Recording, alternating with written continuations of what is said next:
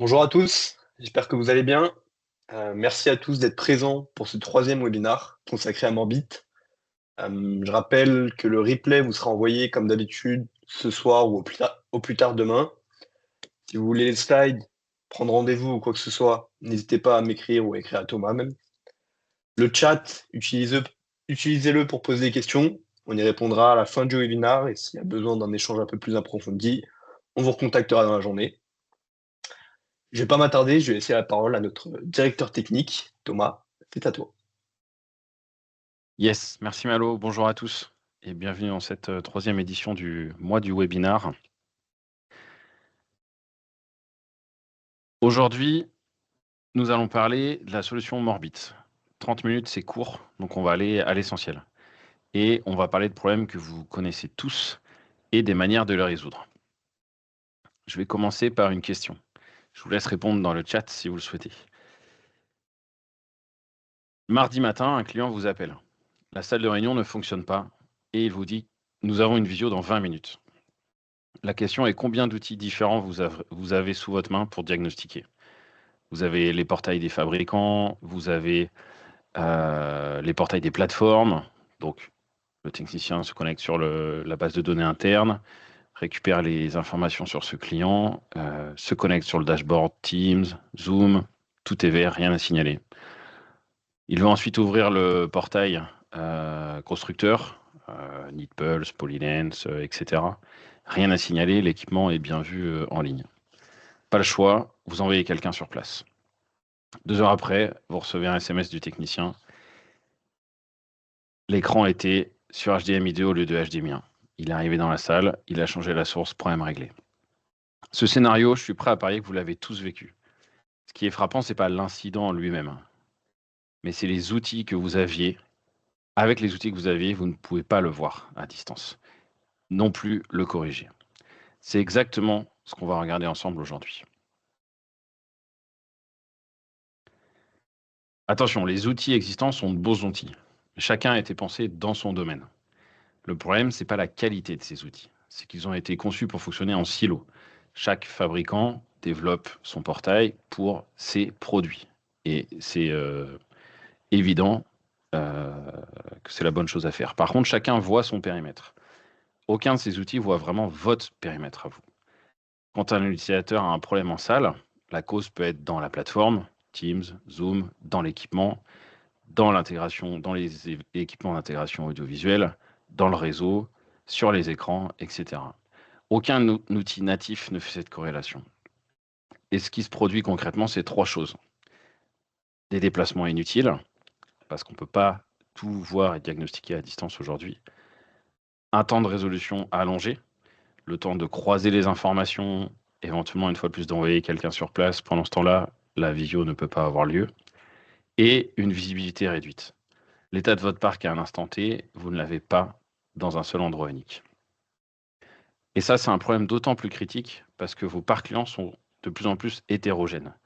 Vous avez des salles Teams, des salles Zoom, des salles Biode, des micro-plafonds, des contrôleurs, des matrices audio, des matrices vidéo, des écrans de marques différentes, etc., etc. La fragmentation s'aggrave au fur et à mesure que le parc grossit. Je vais vous présenter maintenant la plateforme Morbit Studio. C'est une plateforme SaaS qui existe depuis 2021. Ça veut dire qu'il n'y a rien à héberger de votre côté. On crée ensemble un compte et c'est installé. Un mot sur la sécurité, c'est souvent la première question aujourd'hui et c'est bien normal. Les données sont hébergées en Europe sur AWS en Irlande. Elles sont chiffrées lorsqu'elles sont en transit, mais également lorsqu'elles sont enregistrées dans les bases de données. À la connexion dans l'outil, il est possible d'utiliser un single sign-on Microsoft. Donc les utilisateurs se connectent avec leur compte Microsoft avec toute la sécurité derrière. Également un couple nom d'utilisateur mot de passe avec du multifactor authentication imposable. Sans MFA, certaines fonctionnalités sont verrouillées, notamment les connexions à distance.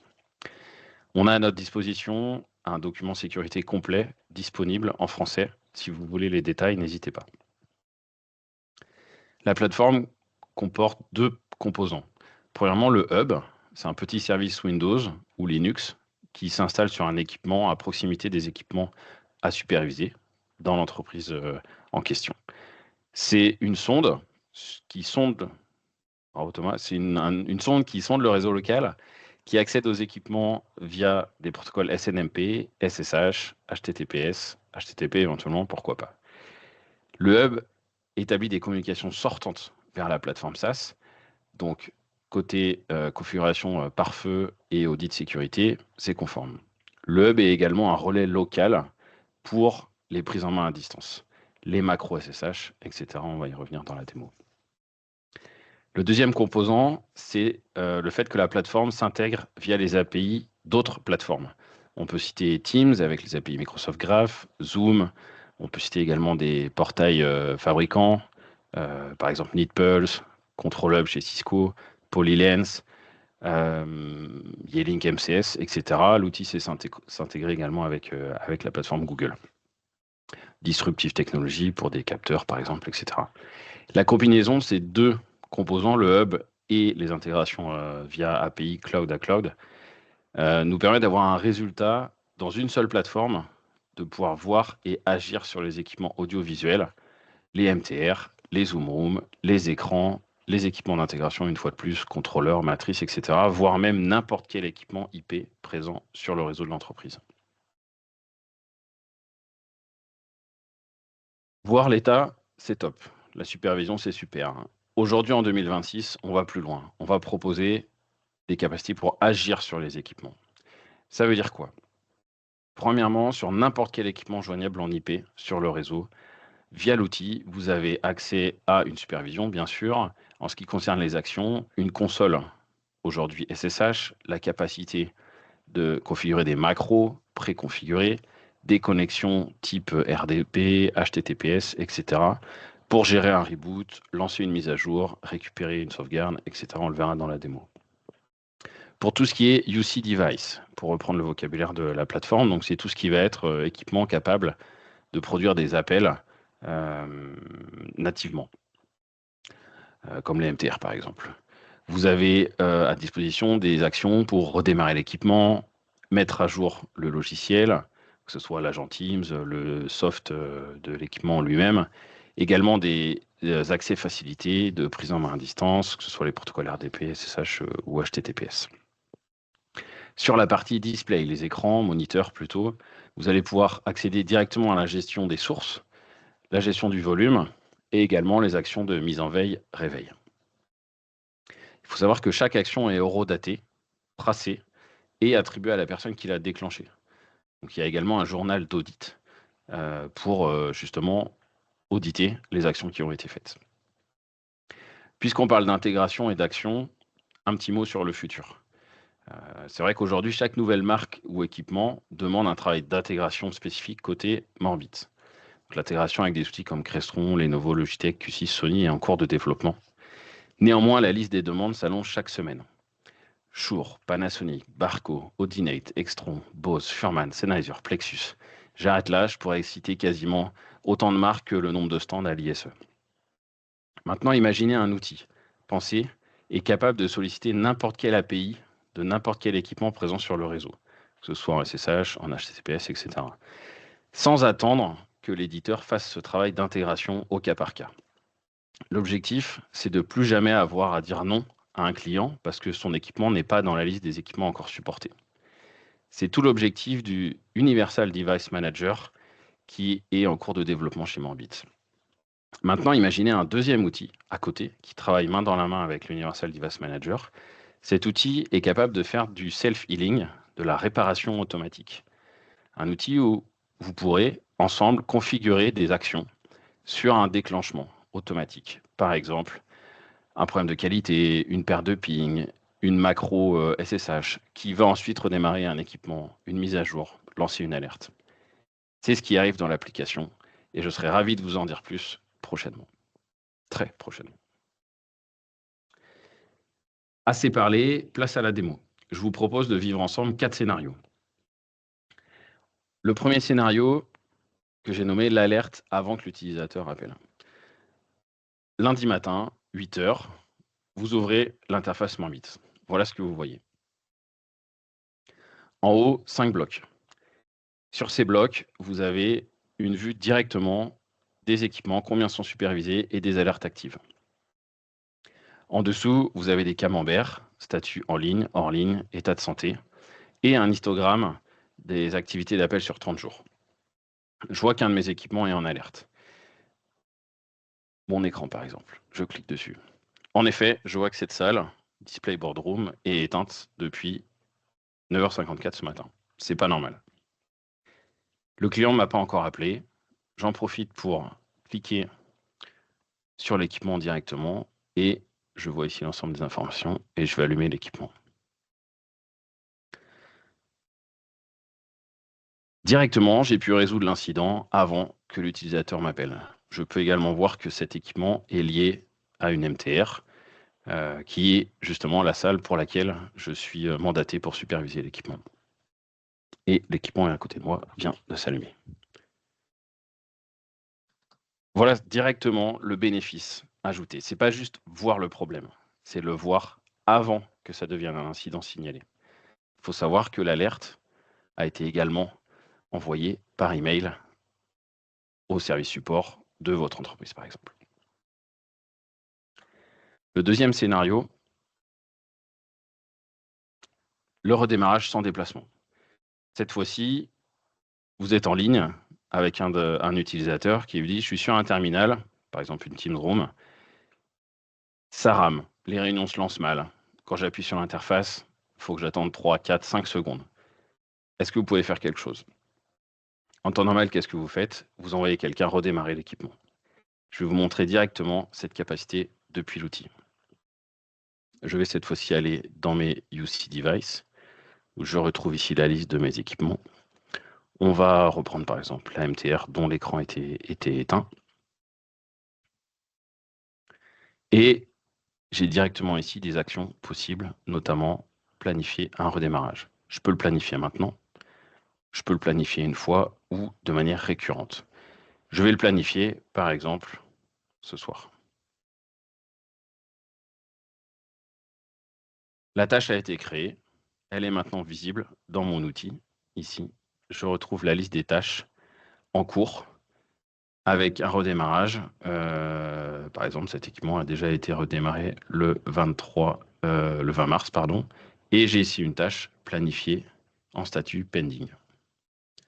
Tout est tracé, comme je le disais tout à l'heure, pour des notions d'audit.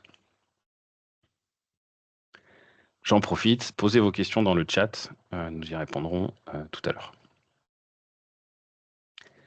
Troisième scénario, la qualité d'appel vue de partout. Cette fois-ci, on se met dans un contexte où vous avez un utilisateur, un VIP, histoire d'épicer un peu le sujet, qui se plaint que ses visios sont de mauvaise qualité. On ne sait pas si c'est la plateforme, on ne sait pas si c'est son terminal, on ne sait pas si c'est le réseau. Dans le Teams Admin Center, j'ai pas réussi à trouver les informations. La qualité audio est affichée plus ou moins correctement et j'ai pas de métrique sur la qualité vidéo. En plus, rien n'est corrélé avec l'état hardware de l'équipement. Dans Morbit, je clique sur l'appel en question. Je peux retrouver ici la liste de mes utilisateurs. Et j'ai ici les listes d'appels. Et j'ai directement une visibilité sur l'information de qualité. Le ticket date un peu, ça met du temps à arriver jusqu'au support. Donc, je peux remonter dans le temps. Et par exemple, cet appel ici, en qualité rouge. J'ai directement, sur une vue qui est entièrement lisible pour un utilisateur, un administrateur en tout cas, des informations sur la perte de paquet moyen, 2,43%, dans le sens romain vers Malo. Dans l'autre sens, Malo vers romain, un peu moins d'1% de perte de paquet. J'en profite pour vous montrer que je vois également les équipements, si la personne était en Wi-Fi ou en câblé. C'est un indice pour cet incident. Le jitter, la gig, etc., etc. Tout un tas d'informations sur la vidéo, sur l'audio et éventuellement s'il y avait du partage de contenu. Donc là, directement, je peux prendre une capture d'écran, l'envoyer au client et lui dire, écoutez, la salle qu'on vous a installée fonctionne. Par contre, vérifiez côté réseau pourquoi j'ai 2,43% de perte de paquet lorsque l'utilisateur VIP est connecté en Wi-Fi. Et en face, le desk qui gère la QoS, par exemple, sur le réseau, va avoir un maximum d'informations pour troubleshooter. Ces équipements, je les ai également, ces informations, pardon, je les ai également sur mes devices. Si je reprends par exemple la MTR Dieppe pour changer un équipement d'Ethen dans les journaux d'appel, je vois la même chose au niveau de mes qualités d'appel, les informations de qualité. Puisque je suis sur cette fiche, je peux aussi vous montrer des informations sur, par exemple, l'analyse de présence sur les 7 derniers jours ou sur le dernier mois, avec des informations sur la qualité d'appel, tous les événements sur le système, le restart, le software update, la liste des périphériques, en l'occurrence c'est une barre tout en un, donc l'exemple n'est pas très intéressant. Je peux également attacher des documents, que ce soit des PDF ou des liens directement vers la doc constructeur. Je pourrais imaginer attacher une photo de la salle, je pourrais imaginer attacher un schéma. Je peux également ajouter des notes. Ça veut dire que je peux, par exemple, voir que l'affichage du double écran a été vérifié conforme, la liaison Ethernet a été validée stable, etc., etc. Donc, toute une base de données, finalement, qui va permettre de surveiller la durée de vie le cycle de vie plutôt du produit.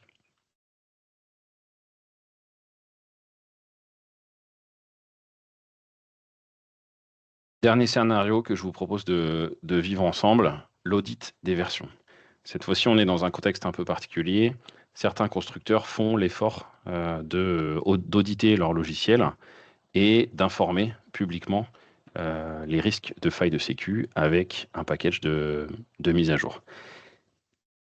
Vous êtes responsable d'un parc de vidéoconférence ou de salle de réunion. Votre client a reçu également l'alerte d'une faille potentielle de sécurité sur un équipement, je sais pas, un Crestron par exemple. Et vous devez aller vérifier immédiatement, il y a une certaine urgence, la version. Comment je fais dans Morbid? Je vais aller cette fois-ci dans les Connected Devices. Et je vais ici, par exemple, cliquer sur cet équipement. Cet équipement est connecté au réseau et via le hub, je vais pouvoir lancer des macros ici. Par exemple, une macro que j'ai créée qui lance cette commande directement dans l'outil. Donc là, ce qui se passe, le hub qui est à distance chez ce client lance une session SSH vers l'équipement, pousse la commande ou la liste de commandes préétablie dans l'outil et je récupère ici directement les informations de version que je peux traiter en conséquence et organiser ou non en urgence une mise à jour en fonction de la criticité.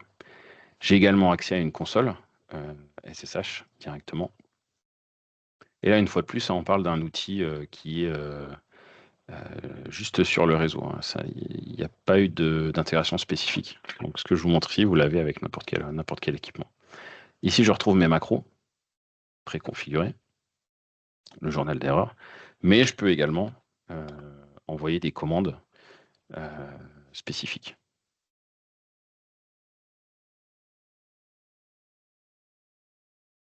Si je veux aller plus loin, je peux également monter une connexion à distance, par exemple une connexion HTTPS, vers l'équipement. Ce lien est sécurisé, disponible et joignable uniquement par la personne qui a initié la connexion à distance et ouverte pendant un peu moins d'1 heure. Lorsque je clique dessus, voilà, j'arrive directement sur l'interface web, comme si finalement j'étais sur place avec mon PC. Et là, je peux réaliser toutes les actions de maintenance que j'aurais pu faire si j'avais besoin d'aller sur place.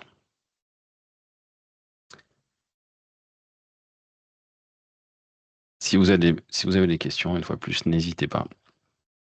Encore plus puissant, certains outils, notamment celui-là, peuvent nécessiter, pour mettre à jour un programme, etc., des connexions à distance vers des ports qui ne sont ni SSH ni HTTPS. Par exemple, le port 41794, qui est utilisé par l'outil Toolbox. Donc, auparavant, vous deviez aller sur place avec le PC portable et les logiciels installés. Aujourd'hui, la personne reste à distance, au bureau, monte la connexion.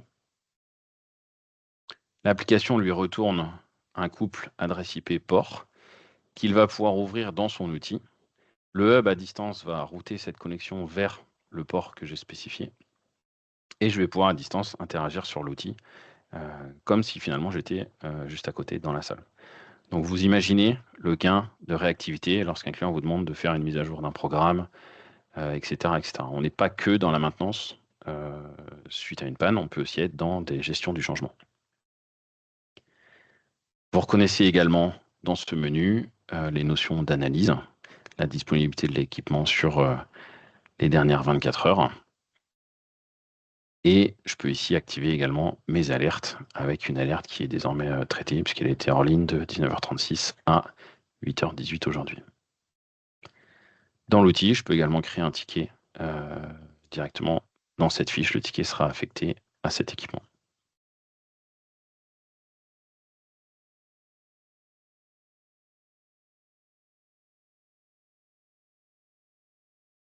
Je m'adresse maintenant directement aux intégrateurs et aux gestionnaires de parc, parce qu'il y a quand même une dimension métier, business dans ce qu'on vient de voir. Et elle mérite d'être dite clairement.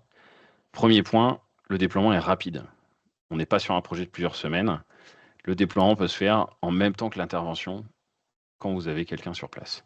Comptez 30 à 60 minutes pour installer le hub. On le fait une fois par réseau et on peut commencer à connecter les premiers équipements. Deuxième point, je pense que c'est le plus parlant pour vous, c'est le ROI sur vos contrats de maintenance et l'optimisation justement de ces actions de maintenance. Avec cette plateforme, vous avez un accès à un diagnostic à distance, des actions à distance. Vous allez réduire mécaniquement le nombre de déplacements sur site. Moins de temps passé à diagnostiquer un incident, plus d'efficacité pour vos équipes support. Le troisième point, l'architecture est multitenante. C'est-à-dire que vous pouvez avoir une seule plateforme pour administrer plusieurs clients, plusieurs tenantes, avec une étanchéité garantie entre chaque tenante. Vous pouvez aussi donner accès à certains utilisateurs à uniquement certains tenantes. Vous pourrez imaginer avoir, vous, une vue sur l'ensemble de votre parc client et chaque client avoir un accès restreint sur son propre périmètre. La supervision proactive, et je reviens sur la marque blanche, vous permet d'amener ce qui existe dans l'IT depuis plusieurs années. Morbit l'apporte sur les environnements audiovisuels et de collaboration. Cette notion de proactivité, de modernité, qui est un vrai facteur différenciant pour votre service. La plateforme est disponible en marque blanche. C'est un point qui est assez important. Vous pouvez mettre votre logo, votre URL, votre nom de domaine, vos documentations également. Et le client final, utilisateur de la solution, voit le service de son intégrateur. Pour les clients finaux, qui seraient également parmi nous ce matin, choisir un partenaire équipé de la solution Morbit, c'est bénéficier d'un support plus réactif, plus proactif, meilleure visibilité sur l'état de vos équipements et de vos salles, et surtout, à la fin, un partenaire plus disponible pour vous écouter et faire évoluer au mieux vos usages au plus proche des utilisateurs.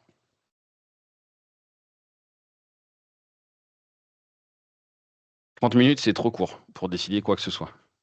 Mon objectif, c'est que vous repartiez avec une image claire de ce que Morbit peut faire sur un vrai parc avec vos équipements, surtout au niveau des actions possibles, au-delà de la supervision. La meilleure façon de valider ça, c'est un POC, ensemble, sur un périmètre défini, quelques salles, quelques semaines, sans engagement, des équipements représentatifs de votre parc ou de celui d'un client. À la fin, vous savez si c'est pertinent pour vous.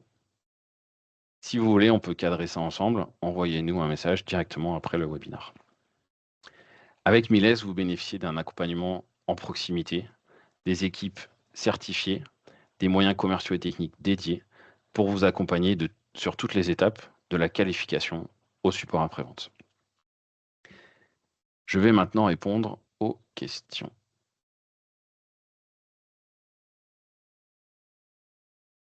Alors moi j'ai vu une ou deux questions passer. Si t'es prêt Thomas, Oui. Morbit remplace-t-il nos outils constructeurs? Alors, excellente question. Ce n'est pas le cas. Morbit s'appuie sur les outils constructeurs pour justement centraliser et apporter un croisement des données entre les différents outils. Une fois de plus, là où un outil constructeur va se concentrer sur son matériel, c'est normal, Morbit va apporter une vue plutôt 360 sur l'ensemble de la solution. J'ai une question également. Est-ce que Morbit est interfaçable avec ServiceNow? C'est pensé, c'est dans la liste, c'est dans la feuille de route. La première intégration réalisée en avril, c'était avec Freshdesk. ServiceNow est le prochain sur la liste, côte à côte avec Odoo. Donc, en effet, je me renseignerai sur une timeline. Bonjour, je suis preneur du document sécurité. Bien sûr, on va vous l'envoyer. Une autre question, comment ça se déploie sur un réseau client qu'on ne maîtrise pas totalement? En effet, très bonne question. Le hub, comme je l'ai dit, ne nécessite que des flux sortants. C'est-à-dire que c'est un peu le même concept que lorsque vous provisionnez un équipement sur le portail de son fabricant. C'est l'équipement qui vient se connecter sur le portail et après il y a un mécanisme de pairage. On n'est pas du tout sur des flux qui partent de Morbid Studio, qui rentrent sur les firewalls de l'entreprise pour les joindre le hub. C'est vraiment de la communication sortante.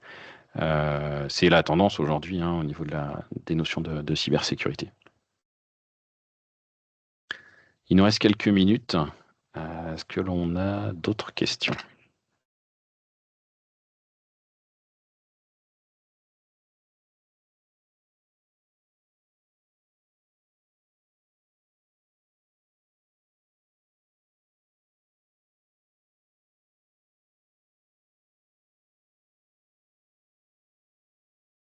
Alors, une question que j'ai reçue par SMS. Est-ce que les interfaces sont disponibles en français? C'est indispensable pour nos clients. Alors, pas aujourd'hui, en effet. On sait que sur le marché français, les interfaces en français, c'est souvent un prérequis. Néanmoins, c'est des outils qui sont à destination des équipes techniques, des équipes d'administration. J'ai pu remonter le sujet plusieurs fois lors de mes échanges avec l'éditeur. On se rencontre à peu près toutes les semaines pour justement avoir un maximum de fluidité sur ces demandes de fonctionnalités. Je remettrai une pièce dans la machine lors de mon prochain échange pour une traduction en effet des interfaces. Alors, deux nouvelles questions. Comment ça se passe si on a un équipement spécifique qui n'est pas encore intégré chez Morbit? Tout à fait. Je rebondis sur le slide où en effet je parlais des actions. La liste est longue, voire infinie. Des nouveaux fabricants arrivent chaque semaine. Le gros avantage de la solution Morbit, c'est justement ce qui est en train d'être développé, c'est la gestion des devices universels avec une capacité de pouvoir solliciter n'importe quelle API disponible sur l'équipement, en plus de ce qui existe déjà, à savoir les connexions SSH, la prise en main à distance, les macros, etc., etc. Tu nous as parlé aussi de marque blanche. Ça va jusqu'où concrètement?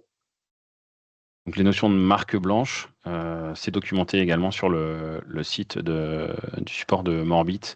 La partie logo, la partie également nom de domaine peut être customisée, voire même aller jusqu'à customiser les liens vers la policy, les terms and conditions, etc. Donc on est sur une intégration complète. Vous pouvez déployer un service supervision à votre nom. Et le moteur derrière, finalement, c'est Morbit, mais c'est caché. On nous demande également le coût de la solution par device et par licence en fonction du volume de parc. OK, c'est vrai qu'on n'a pas abordé la partie modèle de licence. Je vous invite à nous contacter sur ces sujets-là. Dans les grandes lignes, il y a un prix pour, en tout cas, une licence pour les salles classiques, une licence un peu plus puissante pour les salles un peu plus évoluées en fonction du nombre de devices. Là-dessus, on est entièrement à votre disposition pour faire une étude budgétaire sur un périmètre précis. Autre question, y a-t-il plusieurs niveaux d'administration? Entre revendeur, mainteneur, administrateur, opérateur, etc. En effet, notion de gestion des rôles en français existe dans la solution. Aujourd'hui, on a deux rôles principaux. Un rôle administrateur full access, donc avec l'ensemble des visibilités et des actions, y compris ce qui concerne les connexions à distance, les changements, création d'utilisateurs, création de tenantes. et un rôle un peu plus allégé, sans accès à tout ce qui est notion d'administration, finalement. Par-dessus tout ça, on rajoute la couche multi-tenante.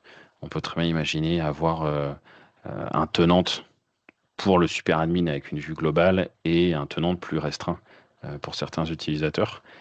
Dans la feuille de route de Morbid sur 2026 arrive également une amélioration de ce qu'ils appellent Airback, Role-Based Access Control, donc gestion des profils utilisateurs. Question assez importante. Combien de temps faut-il pour déployer une telle solution? Alors, je l'ai évoqué rapidement, le Ouais. hub s'installe en allez, 10 minutes, 15 minutes. Ensuite, à partir du moment où on a installé le hub, on peut commencer à superviser tous les équipements qui sont en locaux. L'interconnexion avec Microsoft est documentée avec Graph, donc pour des personnes qui ont l'habitude de le faire. Et on peut vous aider volontairement là-dessus. C'est une dizaine de minutes. Après, on va connecter des portails constructeurs. Donc, si vous avez l'ensemble des infos, si on passe pas du temps à chercher un compte, un mot de passe, etc., etc., en un couple d'heures, on peut avoir des premiers signaux qui remontent. Après, il y a tout un travail en effet d'import en masse des devices, c'est également possible. Euh, tout ce qui est provisioning de Zoom et Teams Room, c'est fait automatiquement, c'est lu depuis les plateformes réciproques Teams et Zoom. Donc on est sur des temps de déploiement, on commence à avoir première chose qui vivent en 2 heures et après un peu de temps de finalisation en fonction de la profondeur du déploiement. Très bien. Il Il y a dit deux, d'autres est-ce qu'on a questions? d'autres voilà, d'autres questions? On pourra les gérer en offline. Ouais, Je vous remets ce slide. On a des capacités, on est équipé chez Miles Distribution pour vous accompagner sur le test et l'évaluation de la plateforme. Envoyez un contact, une demande de contact. On prend un premier échange ensemble, pardon, puis des échanges réguliers pour vraiment s'assurer que l'évaluation de la plateforme se passe le mieux possible. Merci pour votre temps et je repasse la parole à Malo. ouais. Merci Thomas pour cette présentation. Merci à tous d'avoir répondu présent. Vous avez dû recevoir l'invitation pour le prochain webinar consacré à Synergy Sky, jeudi prochain à 11h30. N'oubliez pas de nous suivre sur LinkedIn, c'est important pour rester informé de nos actualités et de nos nouveautés. Encore merci et à jeudi prochain.